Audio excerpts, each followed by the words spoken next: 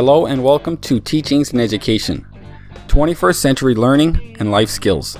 Credit and information found at Partnership for 21st Century Learning. A link to their site will be provided below. Teachers must help their students develop specific work and life skills.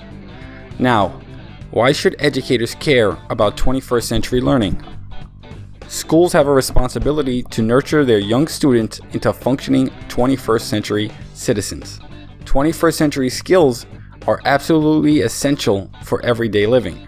These skills are necessary for life, work, and citizenship. Understand that life outside of school is nothing like the classroom environment and requires different ways to succeed. Teaching these skills to students will help them become successful later on in their lives.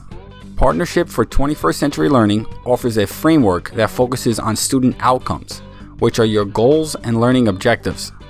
There are 4 components, and the first one is content knowledge and 21st century themes. School curriculum will have students learning subjects such as mathematics, science, world geography, civics, reading and writing, and more. Students must master these core disciplines just to graduate high school. Students must learn at a high level by recognizing and understanding the 21st century themes within these key subjects. Environmental literacy and all the factors that affect it, economic, business, entrepreneurial, and civic themes, global awareness, and communicating around the world. And lastly, health literacy and taking responsibilities for one's personal health. Now on to the second student outcome, which is learning and innovation skills. These skills are broken down into the 4 C's. The first C is creativity. Students must come up with innovative ideas and then put those ideas into action. Next is communication. Teach students to articulate their thoughts effectively using oral and written communication strategies.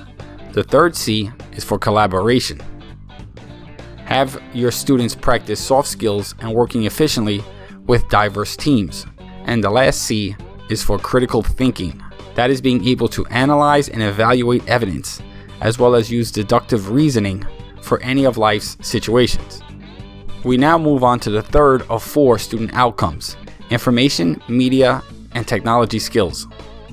Students need to be able to access all of the information available to them, and there's a lot of information out there.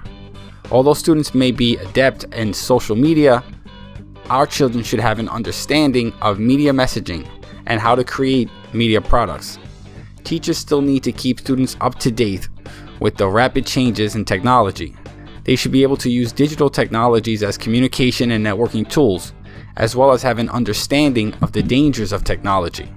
Students can use the technology that they have to manage information in a beneficial way. And the last student outcome, which is life and career skills. And there are many careers out there. Now, when a student enters the workforce, they must be flexible and able to adapt to changes. As adults, we know how important it is to adapt to new and challenging situations. Some more life and career skills, besides being flexible, include having initiative and self-direction, social and cross-cultural skills, having productivity and accountability, and lastly, leadership and responsibility. After student outcomes, 21st century learning is broken down into support systems for schools. First off, schools should have 21st century standards. These standards should emphasize understanding and depth of knowledge, while building relationships and understanding across various academic subjects and themes. Second, assessments of 21st century skills. This includes the big 3, summative, formative, and diagnostic assessments. Also included should be standardized test evaluations. Third on the list is 21st century curriculum and instruction. That means teaching 21st century skills in the context of the key subjects and core disciplines.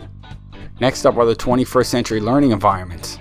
Here, teachers should create real-world type learning environments for their students, and they can do this through project-based learning and cooperative learning experiences. And lastly, we have professional development for 21st century learning. These types of professional development for teachers should be directed on various ways. Teachers can integrate these 21st century skills into their classroom. So, right now I just want to say thank you for your time. Subscribe to this channel, check for resources below, and please like and share this video.